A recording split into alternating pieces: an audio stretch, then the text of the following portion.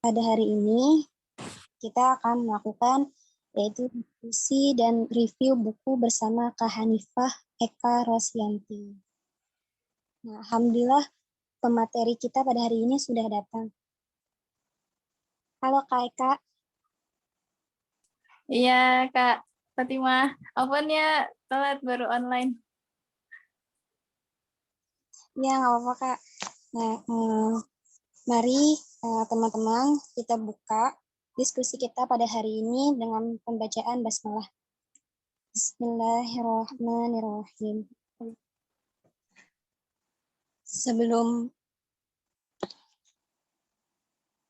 Sebelum aku buka, aku mau kasih tahu nih ke teman-teman. Program ini termasuk dari kegiatan apa sih?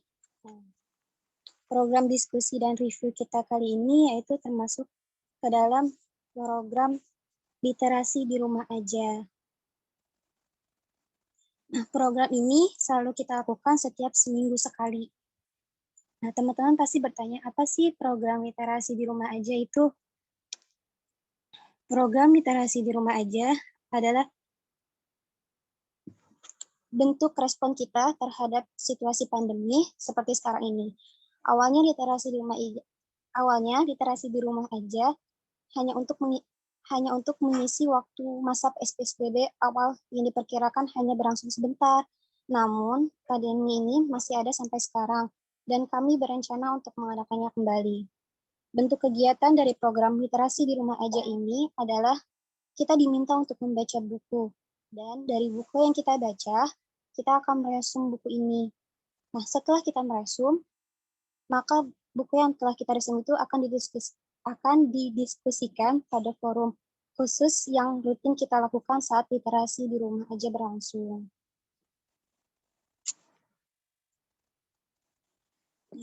Ya, sekedar info untuk teman-teman semua, mungkin nanti bakal ada yang nanya, Kak, pada saat diskusi ini bakal ada ininya nggak, sertifikatnya nggak?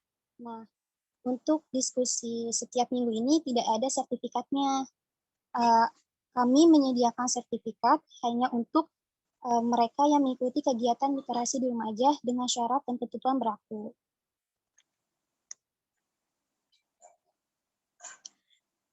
Dan satu lagi info bahwa pengumuman diskusi dan review buku pada hari ini yaitu merupakan kegiatan penutup dari program literasi di rumah aja batch ketiga. Dan insya Allah nanti akan ada program literasi di rumah aja batch 4. Nah, untuk teman-teman yang ingin mengikuti program literasi di rumah aja batch 4, bisa silakan nanti hubungi ke kakak-kakak literasi di rumah aja. Insya Allah itu dikasih tahu nomornya. Oke. Sudah siap belum teman-teman semua? Belum. Siap. Sudah siap.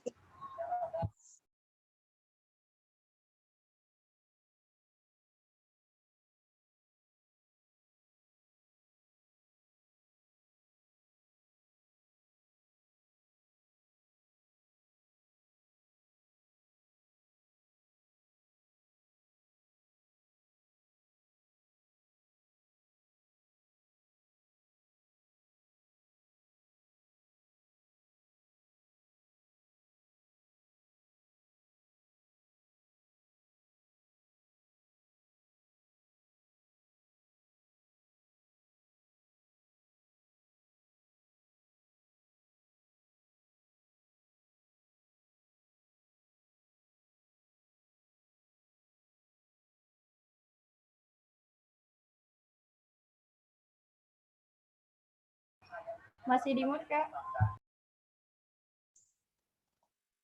Mari kita buka kegiatan kali ini, yaitu dengan perkenalan dulu dengan pemateri kita. Kan ada yang bilang, tak kenal maka tak sayang. Nah, kalau kita itu tak kenal maka tak aruf. Siapa sih Kak pemateri kita pada hari ini? Nah, pemateri kita pada hari ini yaitu adalah Kak Hanifah Eka Rosyanti. Tempat tinggal di Citayam, Kota Depok. Tanggal lahir yaitu tanggal 17 Mei tahun 2000 di Purwokerto.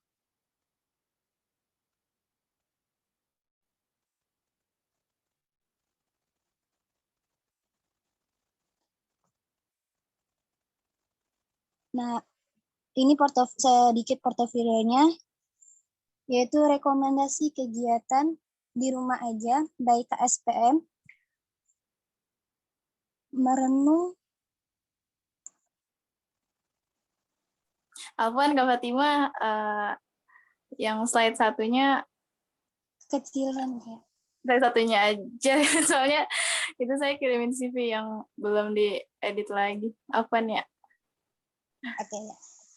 Perkenalannya cuma sebatas ini aja ya Kak. Ada di bawahnya juga kok. Bisa digeser nggak? Oh ya iya. itu. Pendidikannya yaitu SMKN 1 Bojonggede, jurusan multimedia tahun 2015 sampai dengan tahun 2018. Terus saat ini bersekolah di Sekolah Tinggi Ilmu Dirasat Islamiyah Al-Hikmah Jakarta, jurusan S1 Komunikasi dan Penyiaran Islam tahun 2020.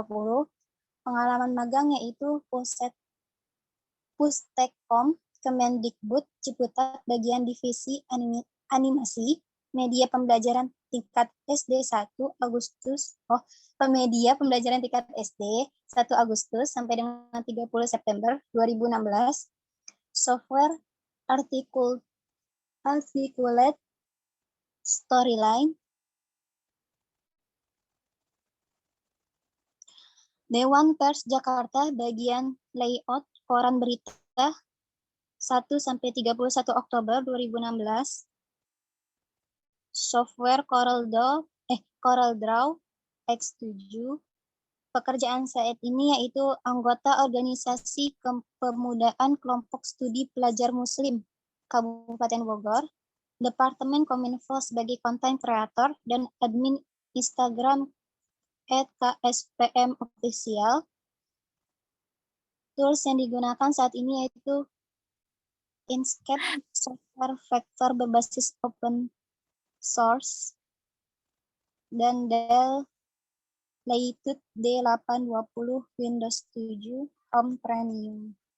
Dan Kak Hanifa ini yaitu salah satu anggota dari program literasi di rumah aja.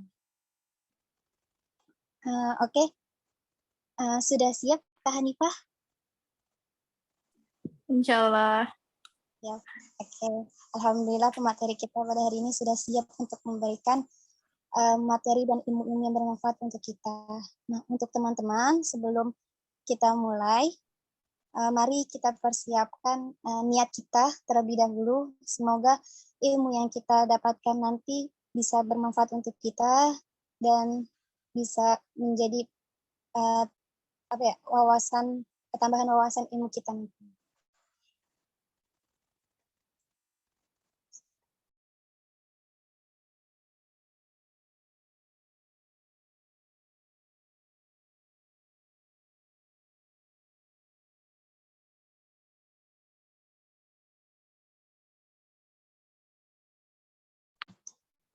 Kepada Kak Hanifah, dipersilahkan. Iya. Afwan, Kak Fatima mau tanya, PPT-nya dari aku atau? Ya dari aku Kak, lagi dibuka. Belum masuk ya? Udah masuk kok. Udah masuk. Oh, udah. Di aku belum. Oh ya, sinyal kali. Sinyal kali ya. PPT-nya belum. Materinya Oh, maksudnya. Oh, udah nih, udah. Udah. Mantap. Oke, bismillahirrahmanirrahim. Aku mulai ya. Oke. Assalamualaikum warahmatullahi wabarakatuh. Waalaikumsalam warahmatullahi wabarakatuh. Alhamdulillahirrabbilalamin. Hanya dengan izin Allah dan hanya atas izin Allah kita bisa berkumpul di ruang Zoom ini pada pagi hari yang mendung kalau di tempat saya. Semoga tidak mengurangi rasa untuk terus menambah wawasan kita terhadap hal-hal yang menjadikan sesuatu itu bermanfaat untuk kita. Nah, salawat serta salam selalu kita curahkan, Allah dulu.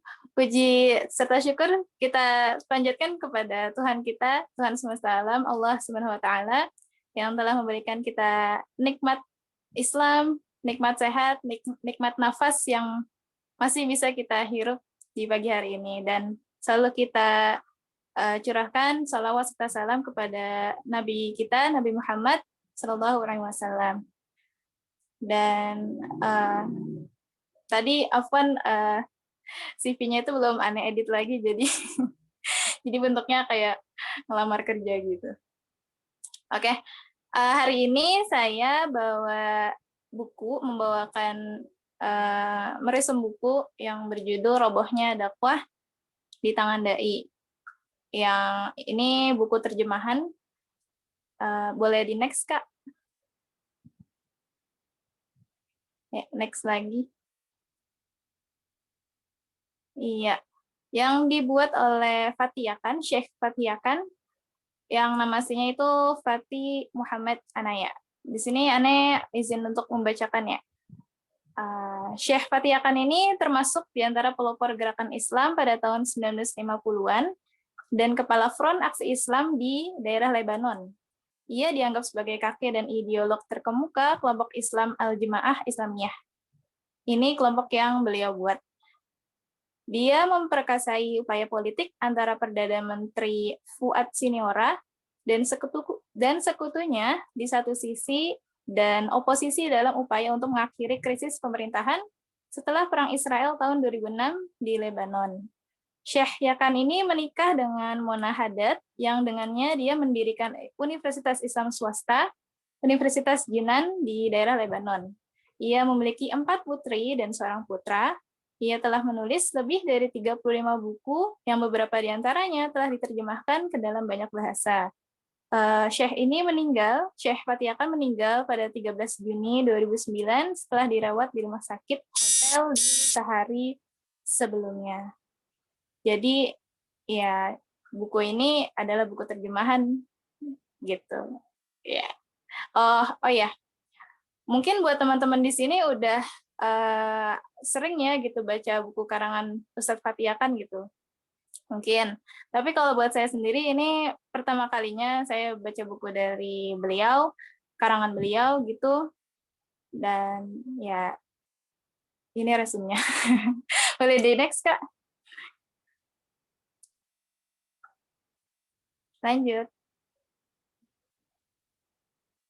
Ya, tadi seperti yang saya bilang, buku ini buku terjemahan yang nama asli judulnya itu adalah Ihzaru al-AIDS al-Haroki yang diterbitkan di tahun 1989. Kalau diartiin banget gitu ya, Ihzaru al-AIDS al-Haroki itu adalah hati-hatilah terhadap AIDS gerakan. AIDS itu kan identiknya penyakit ya, AIDS gitu, virus gitu, penyakit. Ya kalau saya salah mengartikan, mohon dikoreksi ya.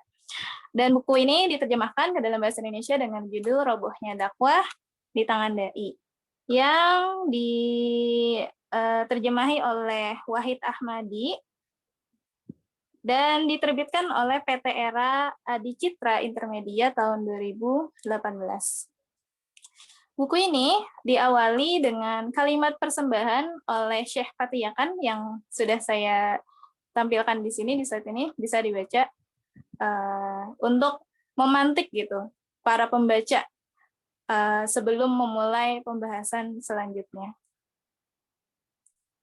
Mau dibaca? Boleh dibaca aja gitu ya. Ya boleh di next, Kak.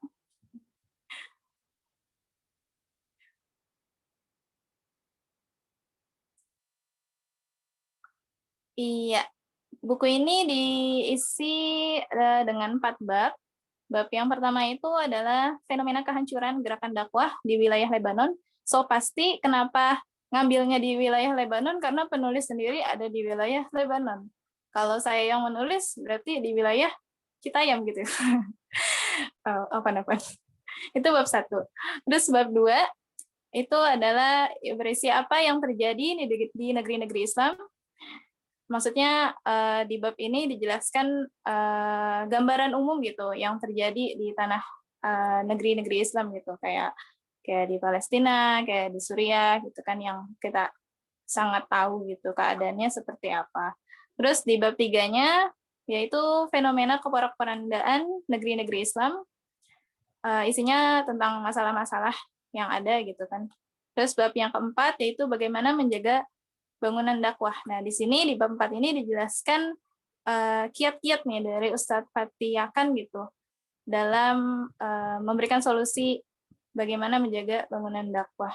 Kalau teman-teman sendiri ngelihat dari daftar isinya gitu ya, kayak kalau buat teman-teman yang udah common gitu, udah biasa sama dunia dakwah, pasti wah ini paham banget nih gue gitu. Tapi di sini saya mencoba untuk menjelaskan menurut pandangan saya terhadap buku ini ya, gitu. Boleh di next, Kak? Ya, bab 1 yang tadi udah disebutin yaitu fenomena kehancuran gerakan dakwah di wilayah Lebanon. Di bab 1 ini penulis memecah menjadi 2 bagian, 2 pembahasan lagi. Yang pertama itu sekilas tentang beberapa korban, dan yang kedua faktor-faktor penyebab munculnya berbagai konflik. Saya bahas yang pertama dulu, sekilas tentang beberapa korban. Nah, maksudnya ini di bab ini dijelaskan penyebab kehancuran gitu. Apa sih yang bikin Lebanon ini tuh, gerakan Islam di Lebanon ini tuh hancur gitu. Di situ saya tulis gerakan-gerakan Islam yang terpecah dan menimbulkan kehancuran serta memiliki upaya untuk saling memusnahkan. Kalau dilihat di bukunya nih ya, saya bacakan sebentar. Gerakan Amal telah melahirkan aktivitas Islam yang terlibat pertikaian seru dengan kelompok Hizbullah. Ini di Lebanon ya. Pertikaian ini telah menelan banyak korban di kedua belah pihak. Sebagian meninggal dan sebagian luka-luka. Partai Sosial Demokrat Suriah telah menyaksikan kehancuran parah tatkala terjadi pertempuran dengan Hizbullah yang berakibat munculnya upaya saling memusnahkan.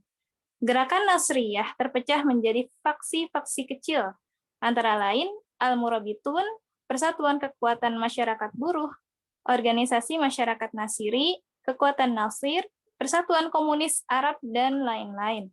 Batalion-batalion militer Lebanon pecah berkeping-keping dan memunculkan beberapa kelompok kekuatan yang membayangi kekuatan militer nasional. Akibatnya, muncullah 2 kepemimpinan, Ili Hubaikah dan Samir Ja'ja. Semakin hari, kepingan semakin bertambah. Front Lebanon, ia mengalami guncangan hebat sepanjang sejarahnya. Guncangan pertama terjadi saat kekuatan militer pemerintah melumpuhkan sayap militer Partai Tanah Air Merdeka dalam sebuah pertempuran yang terkenal dengan Perang Safro. Kemudian, guncangan berikutnya terjadi ketika kekuatan militer berusaha memusnahkan seseorang pemimpin yang membelot, Tony Frangiah, beserta keluarganya, sebagian besar anggota partainya dan rekan-rekan politiknya. Peristiwa ini terkenal dengan julukan penjagalan Ehdan. Jadi, dari yang tadi saya bacakan gitu ya, itu tuh diawali oleh ragamnya gerakan Islam, dan sampai akhirnya masing-masing gerakan itu memiliki upaya gitu, punya upaya untuk saling memusnahkan satu dengan lainnya. Kayak gitu. Itu di bab 1 tentang beberapa korban. Jadi korbannya itu maksudnya itu menyangkut beberapa gerakan Islam yang berusaha untuk saling menghancurkan. Terus yang bagian keduanya, faktor-faktor penyebab munculnya berbagai konflik. Nah, di sini coba saya sebutkan. Yang pertama itu hilangnya imunitas keimanan. Yang kedua, rekrutmen hanya memperhatikan aspek kuantitas, tergadai pihak luar, tergesa-gesa ingin meraih kemenangan, munculnya pusat-pusat kekuatan, aliran, dan sayap-sayap gerakan, campur tangan pihak luar, dan lemah atau tidak kesadaran politik dalam gerakan dakwah. Coba saya jelaskan sedikit ya, setiap poinnya. Yang pertama itu hilangnya imunitas keimanan. Ya, so pasti gitu ya, ketika kita menjalankan sebuah gerakan gitu, dakwah Islam gitu ya. Kalau tidak dikuatkan, tidak dilandaskan dengan rasa keimanan gitu, ya otomatis mau kemana lagi tujuannya, kan kayak gitu. Jadi penyebab salah satu gitu kan, munculnya konflik dalam tubuh organisasi ya hilangnya imunitas keimanan, yang itu menjadi pokok gitu kan, dan udah jelas kalau itu hilang ya pasti bakal ya rusak gitu tubuh organisasi tersebut.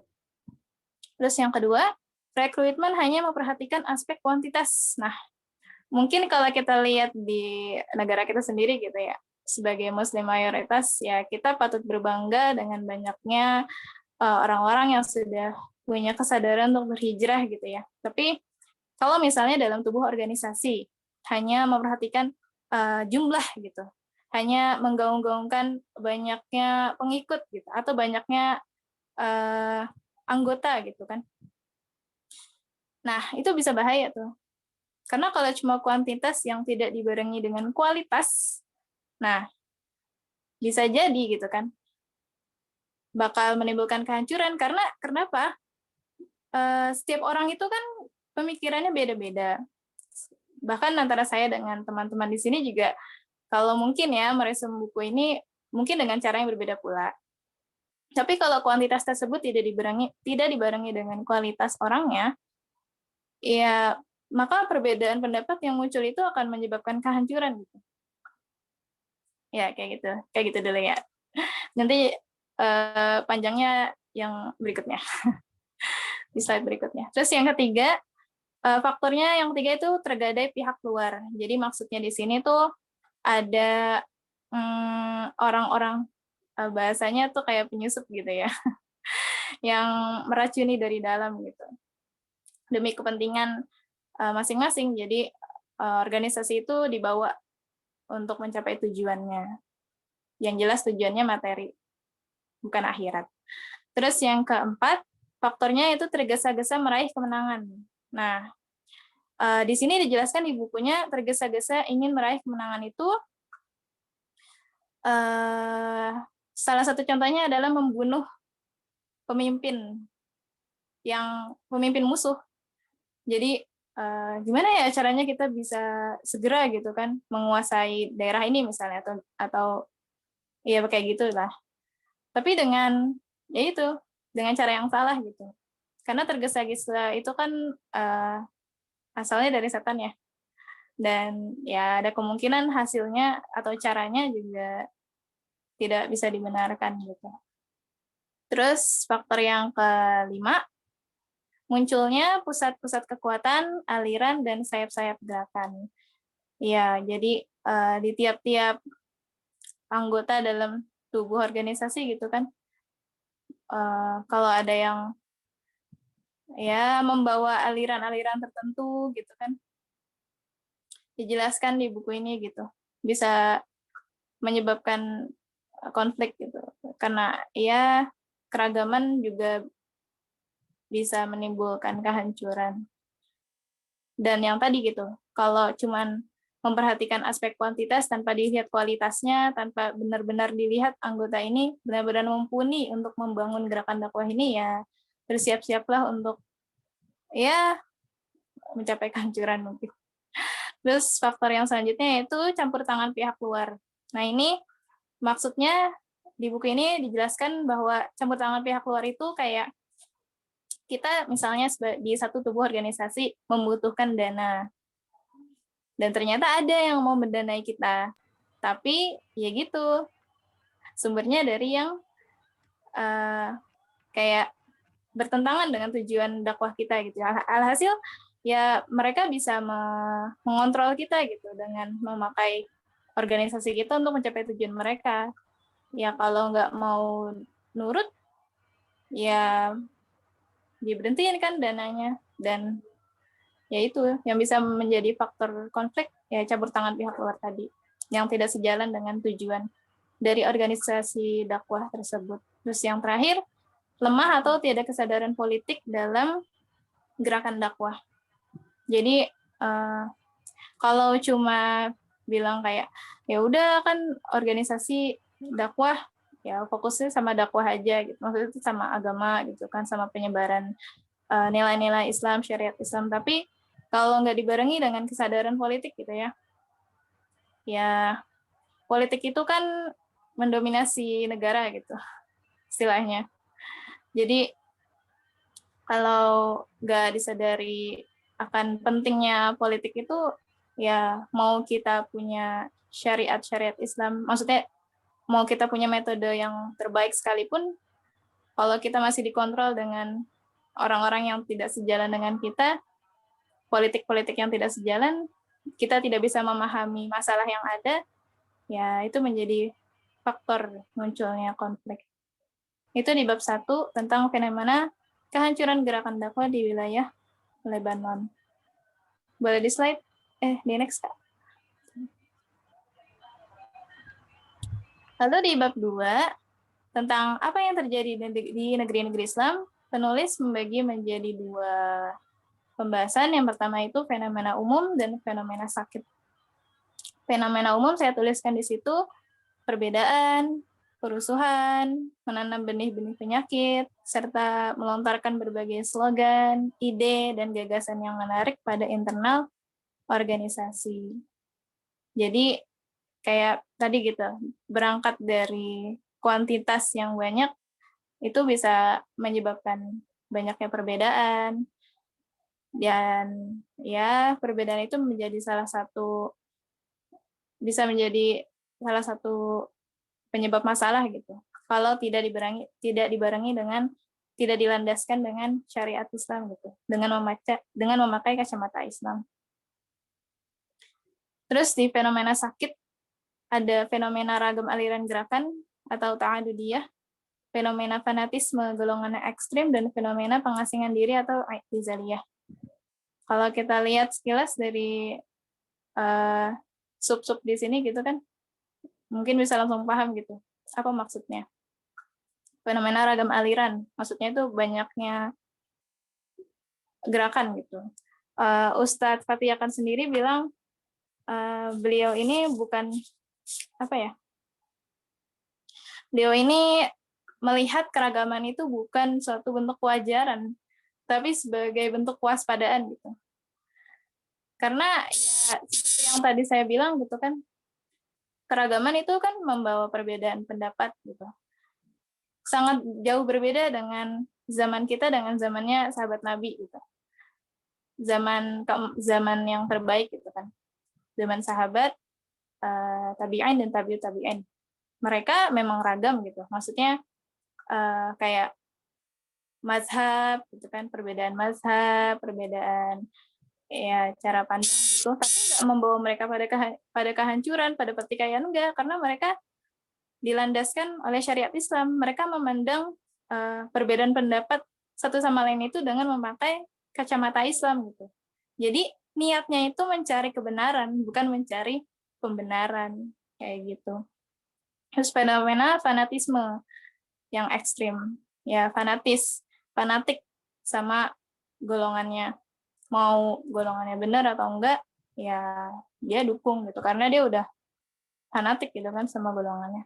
Terus fenomena pengasingan diri, ya bisa dibilang apatis gitu ya. Fenomena pengasingan diri. Boleh di next, Kak, slide-nya. Nah, sekarang yang ketiga, bab 3, itu fenomena keporak-porandaan negeri-negeri Islam. Di sini ada 1, 2, 3, 4, 5, 6, 7, 8, 9, 10, 11, 12 penyebab yang dituliskan oleh Ustadz Fatih Akan. Yang pertama itu orientasi massal, abaikan pembinaan. Kita jelasin satu-satu sekalian ya. Orientasi massal, abaikan pembinaan. Jadi mencari banyak orang, kuantitas gitu ya, tapi nggak memperhatikan makanan untuk mereka gitu, makanan kejiwaan, fikriyah, jasadiyah, ruhiyah, tanpa memperhatikan pembinaan terhadap mereka gitu. Ya jatuhnya berarti kan ini kan gerakan dakwah gitu. Kalau pembinaan aja diabaikan, ya gimana mau satu tujuan ya kan? Nah, terus yang kedua, perhatian berlebih terhadap slogan. Jadi ketika suatu organisasi itu terlalu memperhatikan slogannya gitu ya, berlebih-lebihan gitu, melihat slogan ini harusnya kayak gini nih, ini harusnya kayak gini nih, gitu. Tapi nggak mewujudkan tujuan dari slogan itu sendiri gitu, tidak berupaya untuk mewujudkan slogan itu, gitu. Cuman sekedar kalimat kayak gitu.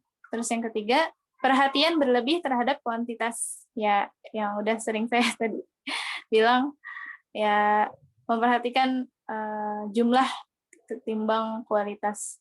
Terus yang keempat, orientasi kemiliteran. Ini maksudnya orientasi kemiliteran itu ya tujuannya itu kayak untuk menguasai. Padahal kan dakwah itu kan bukan menguasai ya, tapi kan menyebarkan dan mengukuhkan syariat dan nilai-nilai Islam gitu.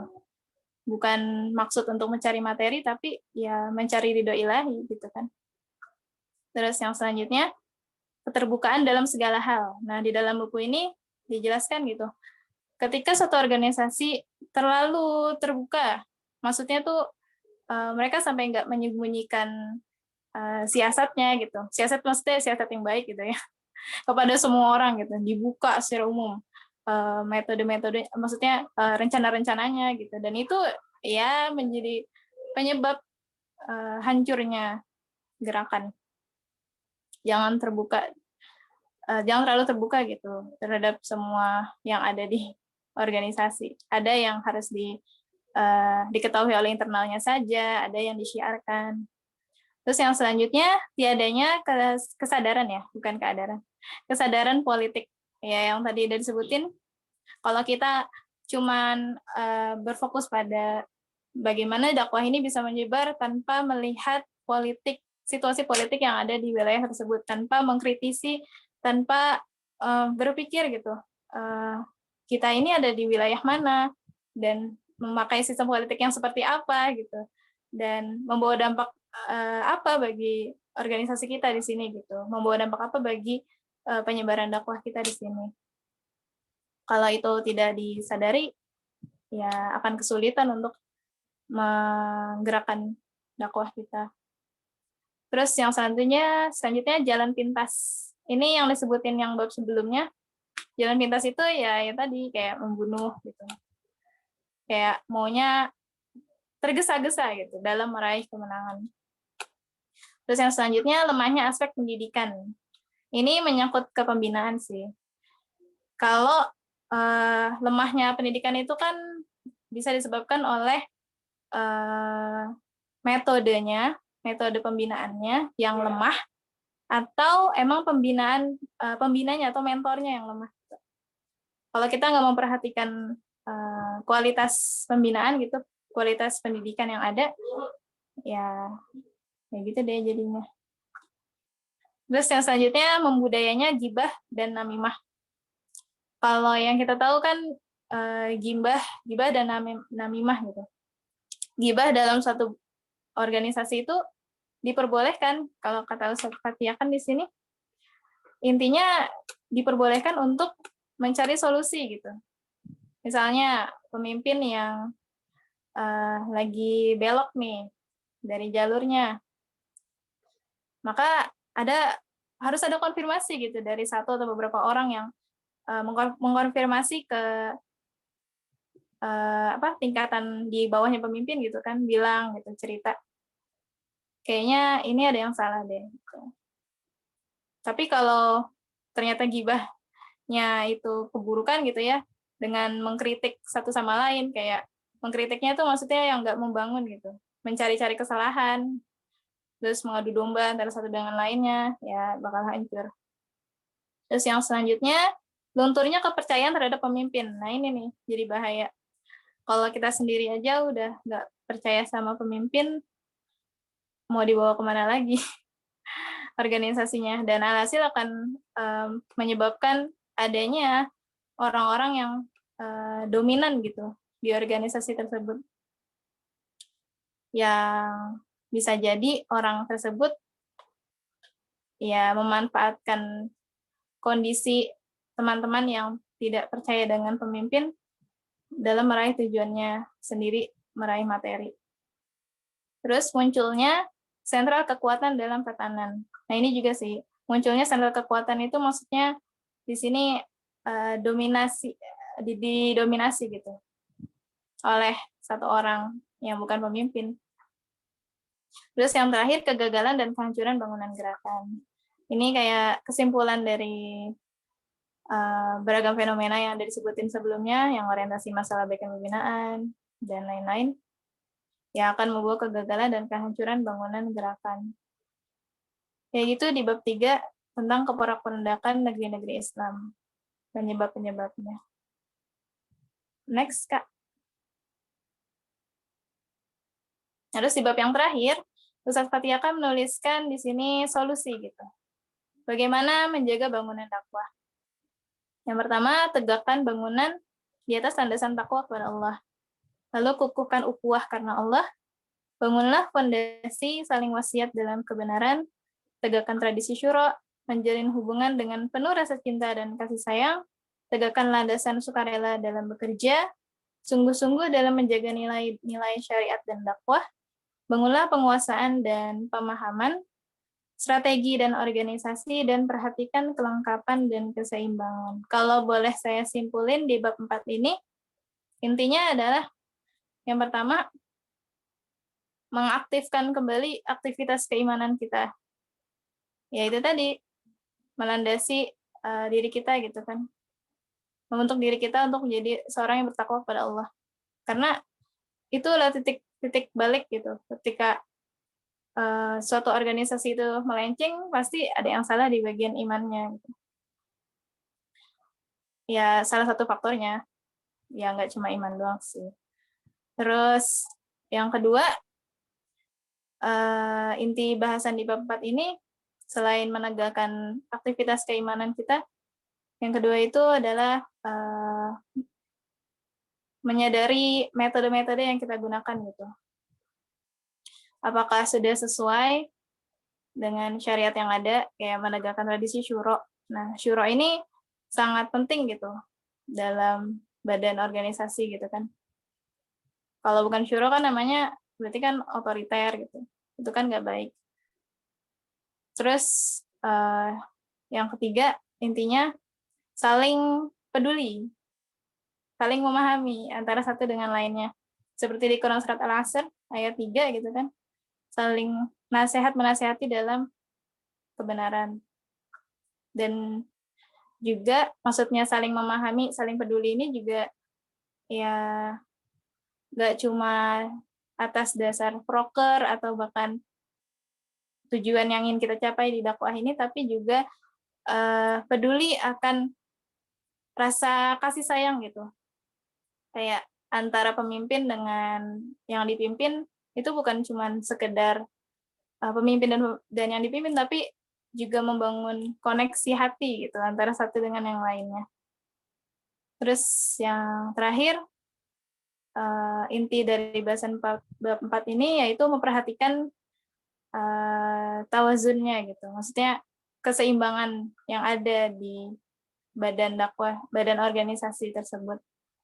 Dari jasadiyah, dari ruhiyah, dari fikriyah, dari jasadnya, dari wawasannya, dari ruhnya, keadaannya ruhnya, kayak gitu. Itu di bab 4. Ya. Boleh di next, Kak. Ini sebenarnya closing statement sih. Closing statement dari saya. Bacain sekarang kali ya. Kalau dari saya, awal dari perubahan yaitu meyakini bahwa masalah itu memang ada. Langkah awal dari membuat gerakan perubahan berangkat dari penyadaran adanya masalah penyakit yang menjangkiti dengan cara mengkritisi kondisi pada diri pribadi maupun sekitar, bahkan pada diri umat. Maka selamatlah, engkau sudah ada di langkah yang pertama dalam membentuk perubahan. Jadi, ya kayak kita gitu. Misalnya kita mau berubah, kalau dari diri kita gitu. Berubah dari, apa ya, misalnya nyadar kok kok saya gini sih gitu. Kenapa ya saya bisa begini? Dicari dulu penyebabnya kan. Kalau kita udah tahu penyebabnya, itu baru bisa tahu apa langkah selanjutnya yang kita harus lakukan gitu. Sama dengan sebuah organisasi dakwah gitu. Misalnya masalah itu ada di diri badan itu sendiri. Kayak kok kita kayak kehilangan tujuan ya atau gimana? Cari dulu penyebabnya apa, baru tahu langkah selanjutnya. Terus misalnya kayak di wilayah kita, di negeri kita gitu. Kalau kita nggak mengkritisi keadaan yang ada di negeri kita, di sekitar kita gitu, kita nggak akan tahu gitu cara untuk jalannya gimana nih gitu, metode dakwahnya gimana nih yang tepat gitu. Kalau kita nggak menyadari akan hal itu ya kayak tampaknya sia-sia aja gitu cara kita dalam berdakwah kalau kita nggak menyadari sekeliling kita itu masalahnya apa. Ya, sekian dari saya mengenai resiko dari robohnya dakwah di tangan Dai. Semoga bisa bermanfaat, bisa memantik hati teman-teman yang mungkin juga sedang kecimpung di dunia juga berkewajiban itu untuk menyebarkan nilai-nilai syariat Islam gitu. Ya, sekian dari saya. Iya. Wah, terima kasih Kak Hanifah atas ilmunya. Wah, ini penting Sama-sama. banget ya, apalagi buat kita. Apalagi tentang dakwah gitu kan. Dan padahal dakwah itu menjadi sebuah kewajiban bagi setiap umat kan ya. Ya, untuk teman-teman yang ingin bertanya, kita buka sesi pertanyaannya, bisa melalui via chat atau yang ingin bertanya langsung, silakan unmute ini mikrofonnya.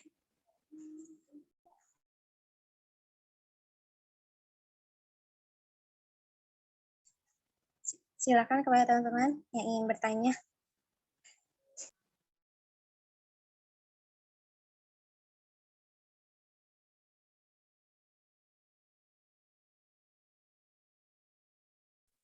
Oh ya, mungkin sebelum ada yang mau bertanya, saya lupa mau jelasin tentang bukunya.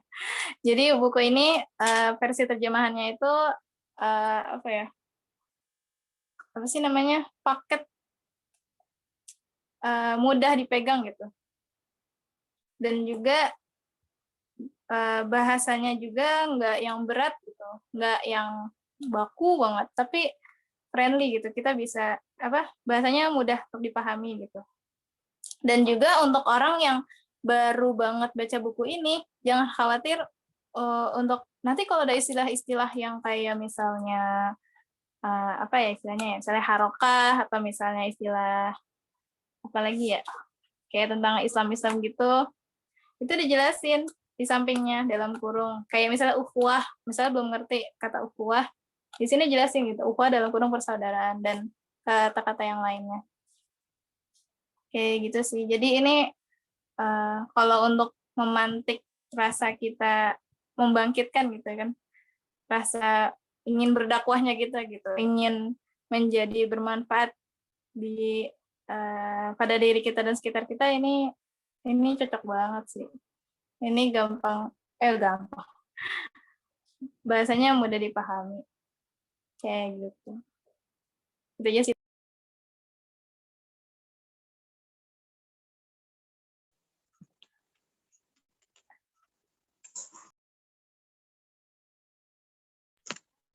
Oke Kak, ayo apa ada yang ingin bertanya teman-teman?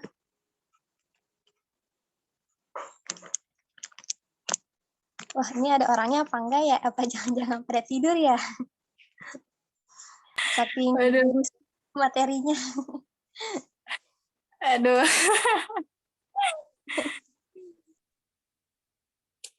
saking ininya ya.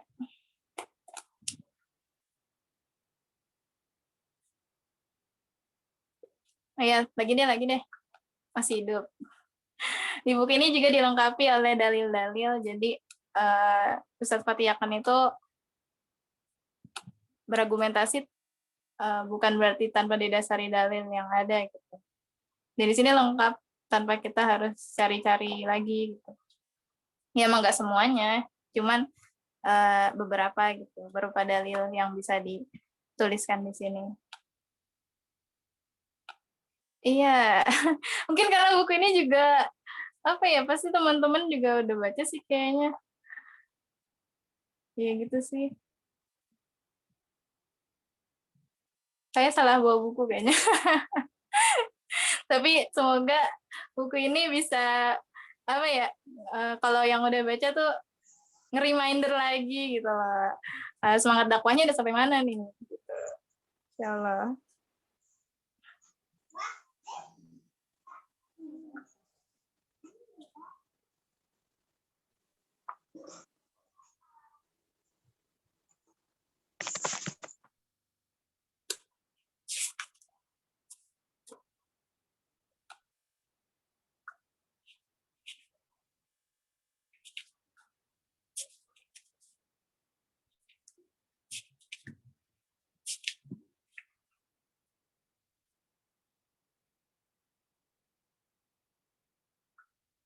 Nah, Kak, ini ada yang bertanya.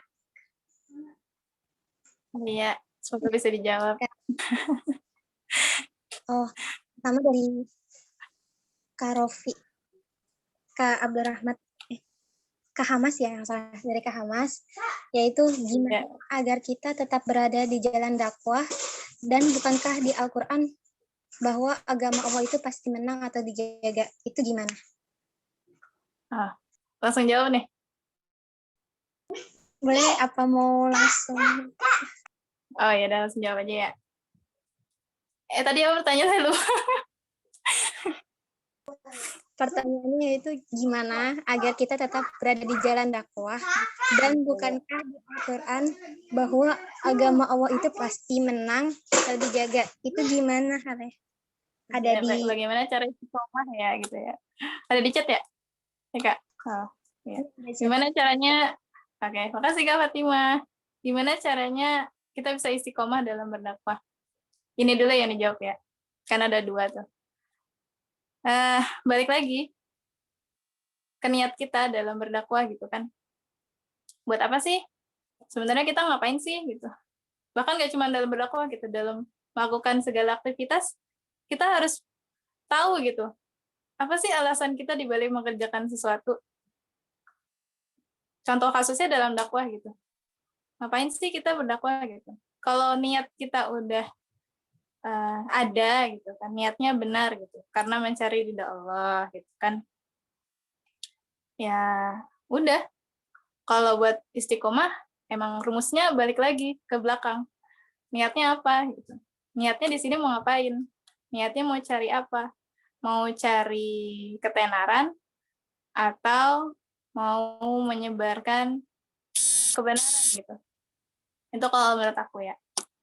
Terus yang kedua, tadi kan bilang ya, di Al-Quran itu kan jelas kalau Islam itu bakal menang. Gitu. Islam itu bakal menang. Iya, kalau Allah sudah bilang gitu kan, Islam akan menang ya, Islam pasti akan menang. Tapi kan untuk masalah waktu, itu kan gak ada yang tahu ya.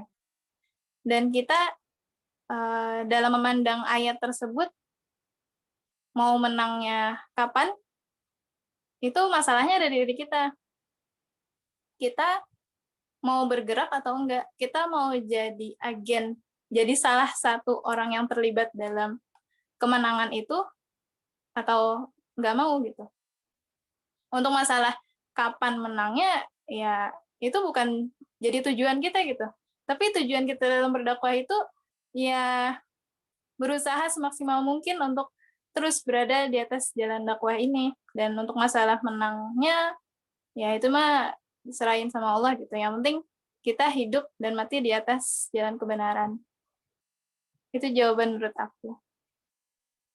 Mohon maaf kalau belum puas gitu. Oh, Masya Allah. Jawaban yang sangat bagus kalau menurut aku, Kak. Alhamdulillah. Gimana teman-teman? Ada yang ingin bertanya lagi kah? Kami masih membuka sesi tanya jawab.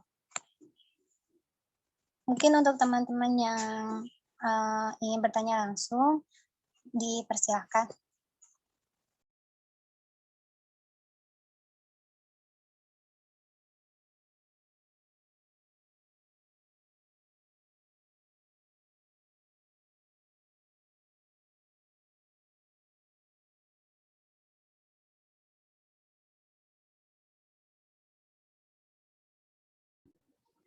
Assalamualaikum.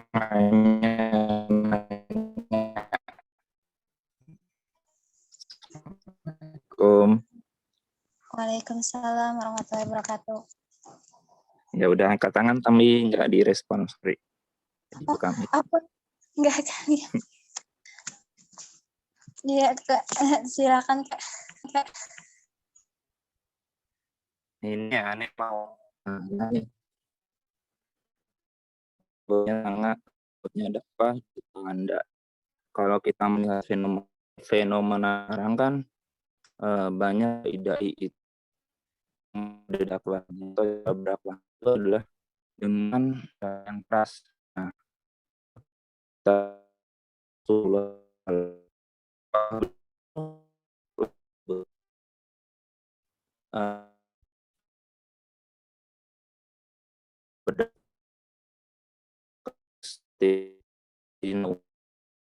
namun kita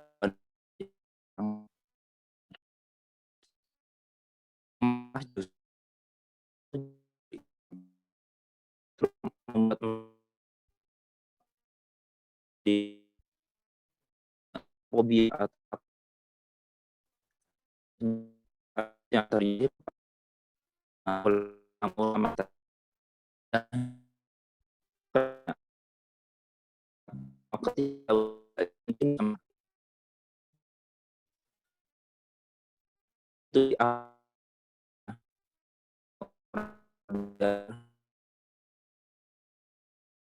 tidak terdengar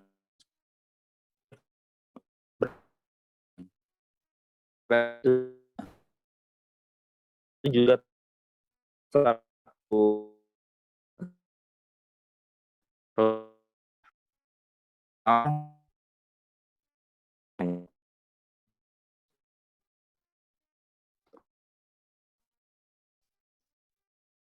Sih pesannya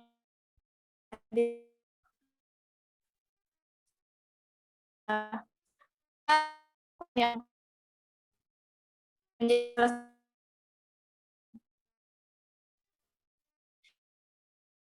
dari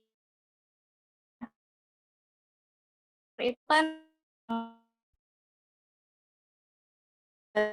ya lihat sih tapi kebenaran yang itu gitu.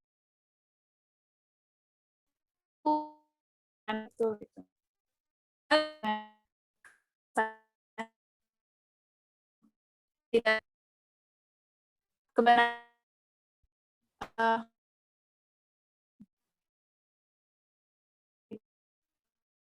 terus tidak yang kemudian berlaku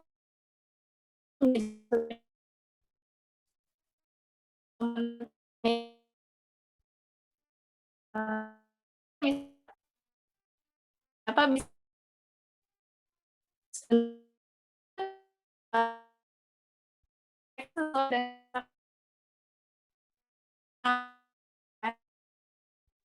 tahu dulu ini bisa menerima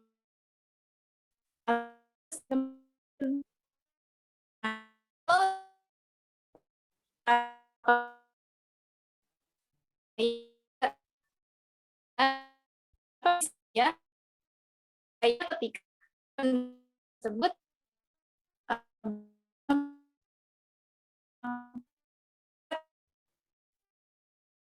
orang-orangnya terima dengan saya juga tuh apa ya ketika yang dasar itu ngerti ngelihat zaman oh yang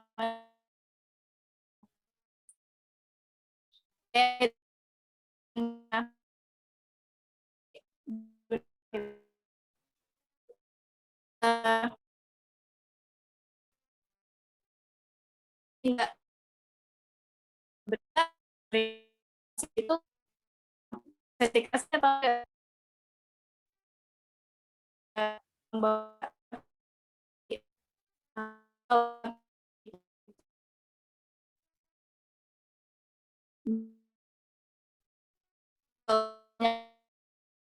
jadi tidak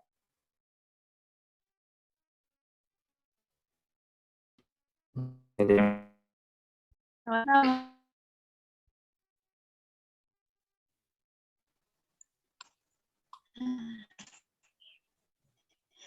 Ini ada satu pertanyaan lagi nih Kak dari via chat dari Kak Nur Afiatus Sa'adah. Afwan izin bertanya Kak, di Hanifah, jika kita melihat kondisi umat Islam di Indonesia sendiri yang saling menyerang dan merasa paling benar, apakah mungkin kita juga akan ada di kondisi yang sama dengan yang dipaparkan di dalam buku tersebut? Oke, terima kasih. Iya, kalau kita nggak berbenah, gitu. Kita nggak melihat sejarah, kita nggak mempelajari pola sejarah sebelumnya. Kan ada kalimat yang bilang kayak gini kan, sejarah itu akan terus berulang. Tapi ya balik lagi ke diri kita gitu, mau mengulangi sejarah yang buruk atau mengulangi sejarah yang baik. Ketika kita di Indonesia gitu kan, dengan keruwetan yang ada di sini, saling menyerang, merasa paling benar. Ya kita sebagai dai gitu, jangan cuman terus saja ngelakuin metode yang udah kita lakuin, tapi kita juga harus berbenah diri gitu. Kita harus menambah apa lagi sih? Kita harus kayak gimana lagi sih gitu, dengan cara melongok lagi sejarah kita, sejarah peradaban Islam, mengambil pelajaran dari kemenangan dan kekalahannya. Jadi jawabannya iya, akan seperti yang saya paparkan yang di Lebanon kalau kita tidak berbenah diri kembali dengan melongok sejarah, mempelajari sejarah peradaban Islam dari kemenangannya dan kekalahannya, kayak gitu menurut saya.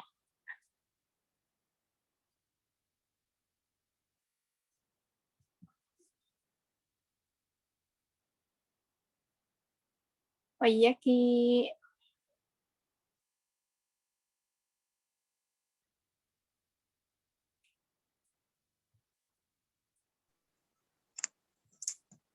Masya Allah atas pertanyaan-pertanyaan dan jawabannya yang luar biasa.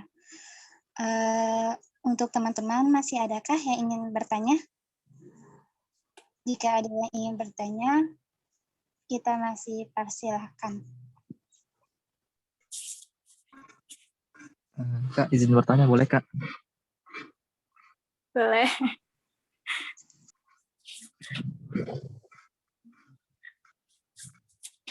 Di buku itu dijelasin nggak Kak bahwa apa ya, kejayaan Islam itu akan bangkit setelah Islam sendiri itu dihancurkan gitu Kak?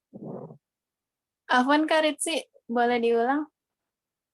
Jadi buku itu ada nggak tahapan atau penjelasan terkait kejayaan Islam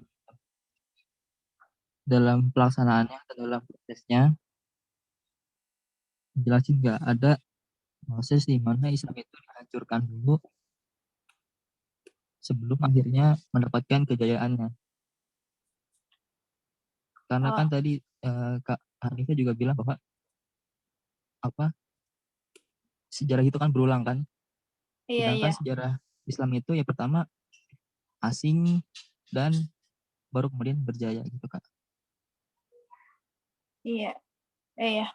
Makasih Kak Ritsi. Jadi kalau ditanya, ada nggak sih di buku ini tahapan atau penjelasan tentang kejayaan Islam gitu dalam pelaksanaannya?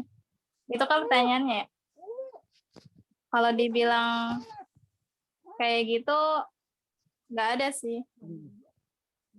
Kalau dari yang saya baca. Tapi di sini ya dijelaskan di bab 4. Sabunan keramas,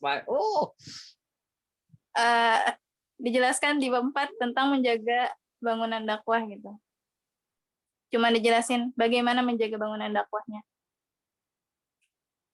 Bukan tahapan kejayaan Islam dari yang asing, jaya, asing lagi. Ya gitu. Nggak ada jawabannya.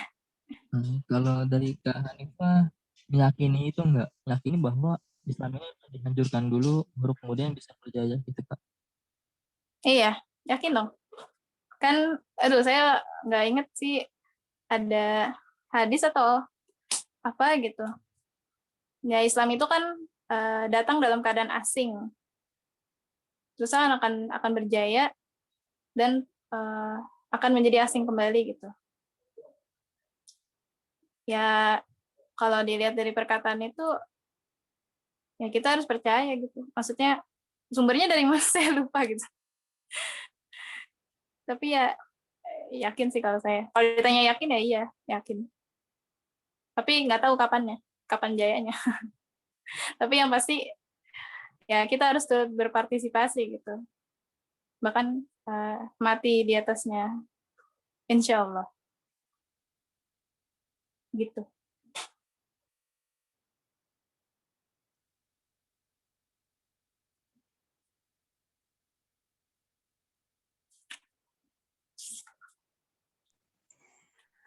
Oke, Masya Allah.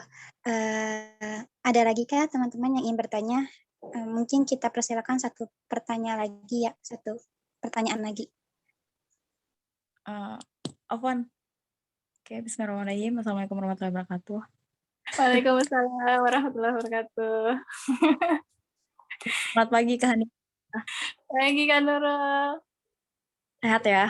Alhamdulillah. Oke. Sedikit bertanya ya. Iya, semoga bisa dijawab.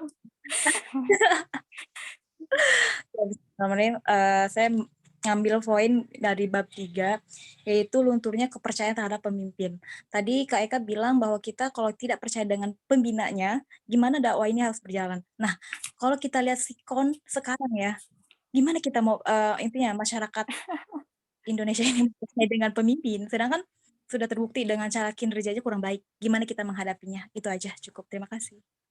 Ayo, sama-sama. Sebentar, saya lihat dulu.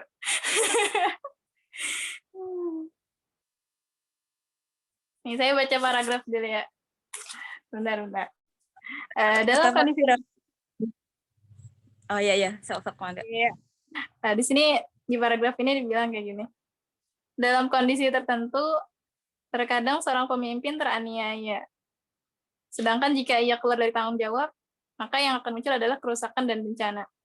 Menghadapi kondisi yang demikian, lebih baik baginya menyerahkan urusan kepada pihak ketiga untuk memutuskan orang kedua.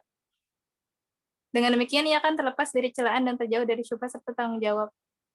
Agar selamat dari hujaman, kritik, dan tuduhan, sedangkan kepemimpinan tetap bertahan dalam pengertian yang benar, maka seorang pemimpin harus menjauh dari syubhat, khususnya hal-hal yang berhubungan dengan urusan materi. Ya, Ini kan maksudnya dilihatnya kalau pemimpin itu kayak teraniaya oleh yang dipimpin gitu kan. Tapi kalau di Indonesia kan ya bisa dibilang sebaliknya gitu. Tapi di sini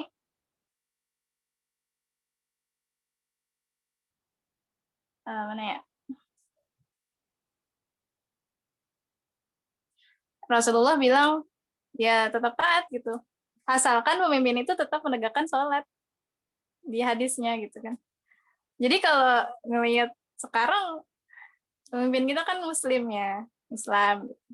Selama beliau masih menegakkan sholat, ya tugas kita ya taat gitu sebagaimana hadis dari Rasulullah Sallallahu Alaihi Wasallam. Tapi kan kalau cuma taat, ya terus kita mau dibawa kemana aja dong gitu kan dengan pemimpin yang sekarang gitu. Terus caranya gimana? Tadi Kak Fatih bilang revolusi ya. Ya caranya yang bisa kita lakukan sebagai warga negara Indonesia yang menjalankan tugasnya di Indonesia ini kayak gimana harusnya, kayak tetap menaati peraturan yang ada, terus tetap menyebarkan kebaikan gitu. Dan yang paling penting ya, senjata orang Muslim itu doa, kayak gitu sih. Bukan apa ya, tugas kita kan memang kalau menurut hadis kan taat gitu ya. Ada jawaban saya itu. Pengetahuan saya masih minim ya, bukunya masih sedikit gitu. Kalau kan dulu mau menambahkan boleh kok. Kayaknya udah punya jawabannya ya. Enggak. Tadi kan kalimat ini ya, apa mentaati pelaturan gitu ya. Kalau pandangan saya sejauh ini warga Indonesia itu udah taat banget gitu loh. Oh gitu. Udah sabar banget ya. Enggak. Iya.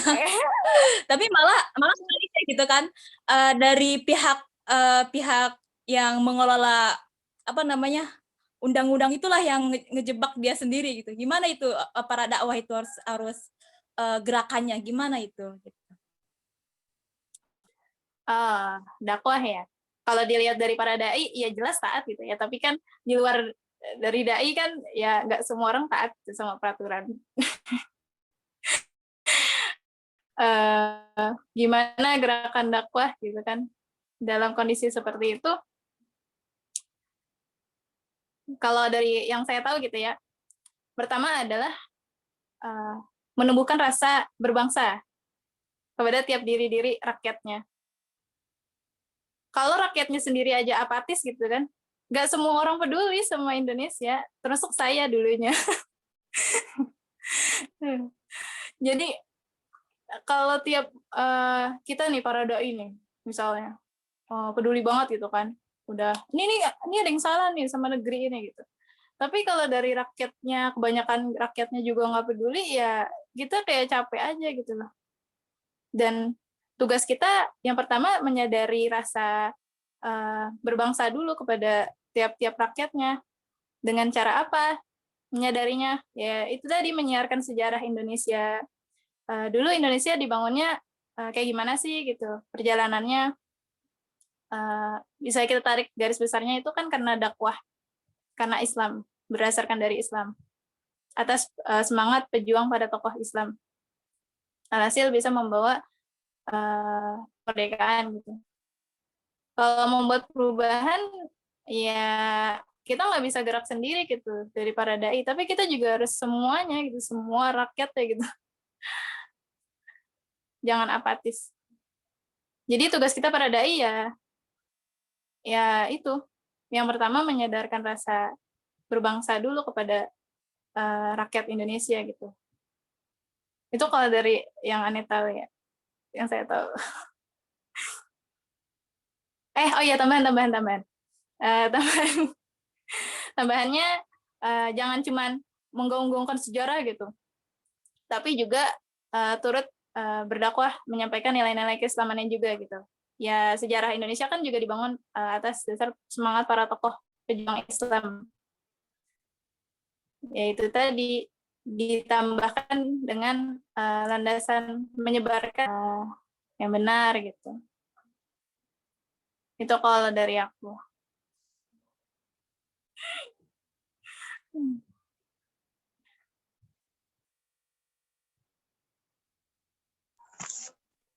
Oke, Masya Allah. Terima kasih kepada teman-teman atas pertanyaan-pertanyaannya yang luar biasa. Dan terima kasih juga kepada Kak Hanifah atas jawaban-jawabannya yang Sama-sama. lagi. Insyaallah. Terus terima kasih juga Kak Hanifah atas ilmu-ilmunya. Mungkin kita cuma bisa sampai saat ini doang, jamnya sudah mendekati waktunya habis. Sebelumnya mengikuti kegiatan acara diskusi dan review buku pada hari ini. Aku bacain lagi ya closing statement dari Kak Hanifah tadi, yaitu awal dari perubahan yaitu meyakini bahwa masalah itu memang ada. Langkah awal dari membuat gerakan perubahan berangkat dari penyadaran adanya masalah. Penyakit yang menjangkiti dengan cara mengkritisi kondisi pada diri pribadi maupun sekitar, bahkan pada diri umat. Maka selamatlah, engkau sudah ada di langkah yang pertama dalam membentuk perubahan. Mungkin kita tutup diskusi kita pada hari ini dengan pembacaan basmalah, pembacaan hamdalah. Alhamdulillahirobbilalamin. Oh ya, sebelum sekali lagi terima kasih ya Kak Hanifah atas materinya yang luar biasa. Sama, terima kasih juga kesempatannya. Oh ya, sebelum Ayo, belum saya tutup. Oh iya, Saya dulu. Tadi saya buka. Terima kasih buat teman-teman atas kesediaan waktunya hari ini untuk mendengarkan atau untuk menyaksikan resume buku Robohnya Dakwah di Tangan Dai dari saya. Tiap manusia itu kan punya perbedaan pemikiran ya. Bisa jadi apa yang saya resume ini beda dengan mungkin teman-teman yang meresume. Tapi semoga dengan adanya resume hari ini bisa bermanfaat untuk teman-teman semua dan bisa menjadi pemantik semangat untuk berdakwah.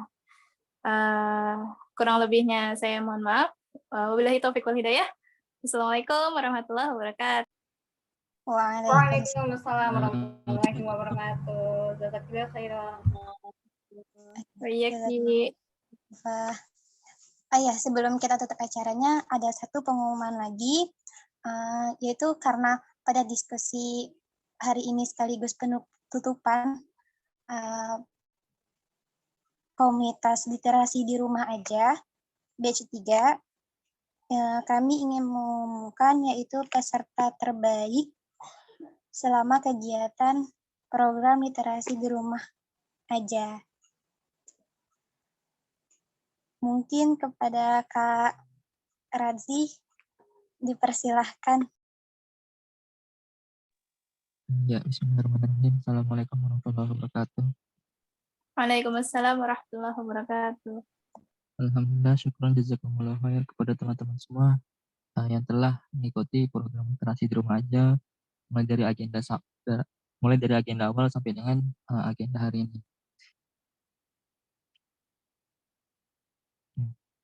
Dalam keseluruhannya cukup banyak dinamika ya, pertama dalam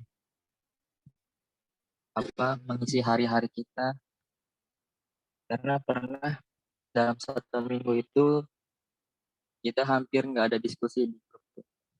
Itu mungkin yang akan kita evaluasi dan kita perbaiki ke depannya. Dan kemudian yang kedua, mudah-mudahan dengan mengikuti program ini teman-teman makin semangat lagi dalam membaca dan berdiskusi. Dan sekali lagi saya ucapkan syukur dan jazakumullah khair kepada teman-teman semua dan Kak Hanifah ya selaku pemateri pada hari ini.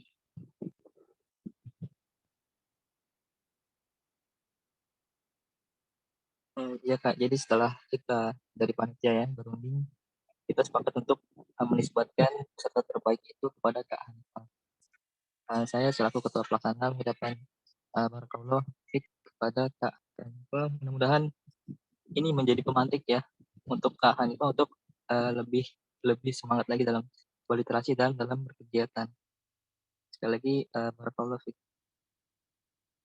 Mungkin untuk simbolisnya Barakallah. silakan di share screen dan kemudian di foto dengan sertifikatnya. Ada kan?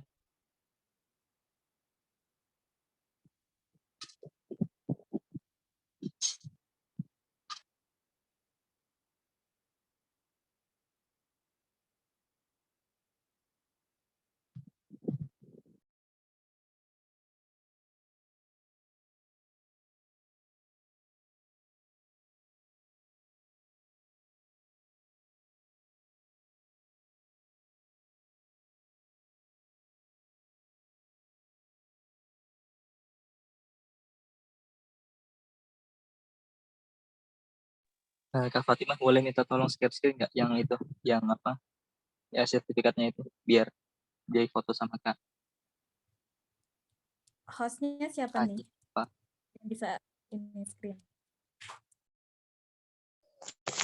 Boleh dijadiin host dulu, Kak Radzi.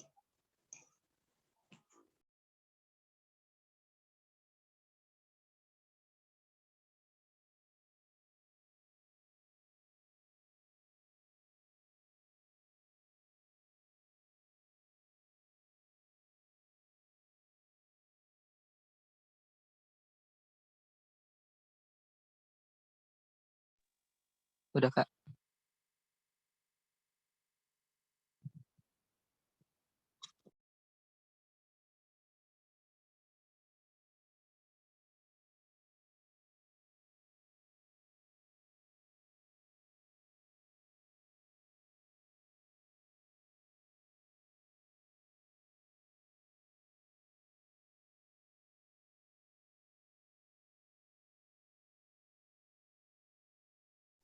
Belum. Udah.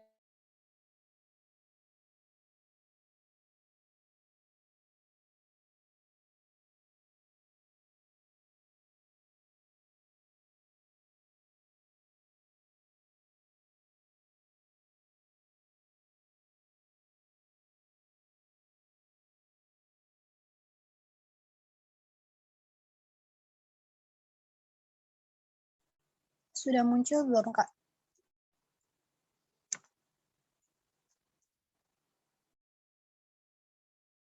Udah, sudah.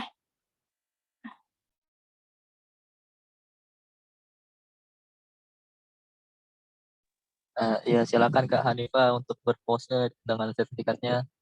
Sekali lagi ucapkan selamat barakallahu fiik telah dinisbatkan sebagai peserta terbaik pada program literasi di rumah aja yang berarti yang keempat ya.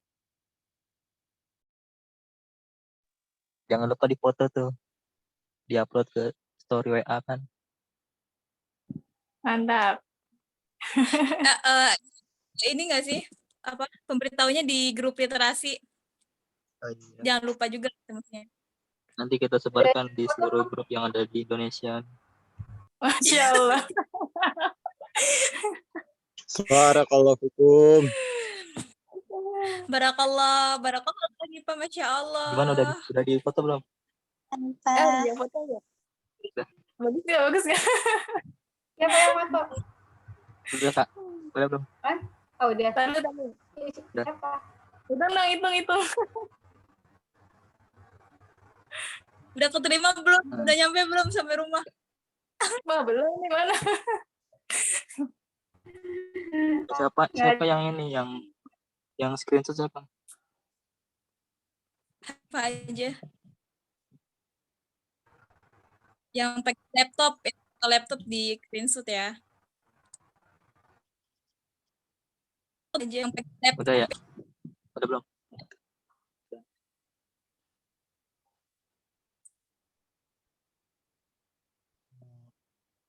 Ya. Dengan Dah.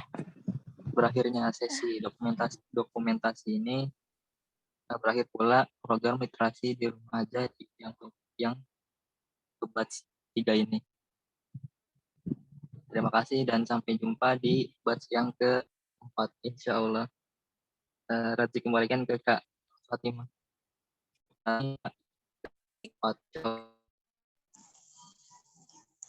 Barakallah semoga kita menjadi peserta program literasi di rumah aja batch 3. Semoga ilmu-ilmu yang telah didapatkan dan bisa bermanfaat. Amin. Amin ya rabbal alamin.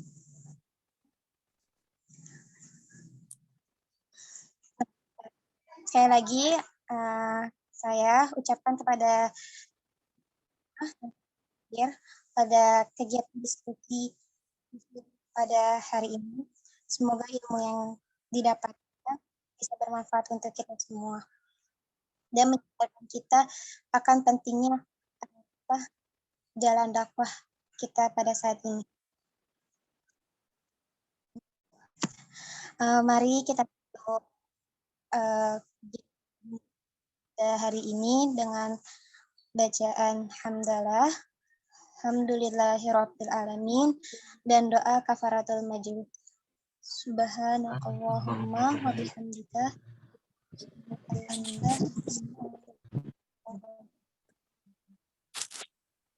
Saya selaku MC pada hari ini mohon maaf besar-besarnya. Wabarakatuh.